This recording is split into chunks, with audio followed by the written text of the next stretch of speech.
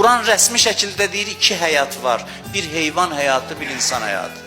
Və heyvan həyatı təhqir deyil. İnsanın həyatının bir hissəsi heyvani hissədir. Ondan doğulub yenidən insani hissəyə qədəm qoymalıyıq.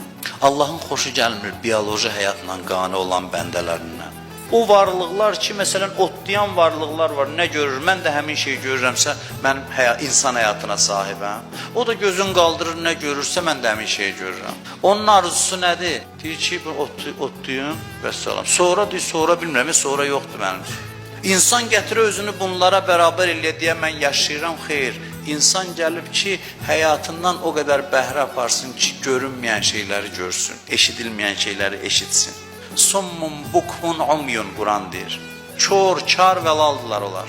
Burada oturanlar inşallah heç bir elə deyil. Çünki buradakılar hamısı mömindir. Bu kafirlər haqqında ayədir, münafiqlər haqqında ayədir. Biz ki, şükür Allah onlardan deyilik. Amma yaxşı mən ki, kör, kar, lal deyiləm. Mən nə qədər görürəm? Bu sualı bugün özümüzə verək.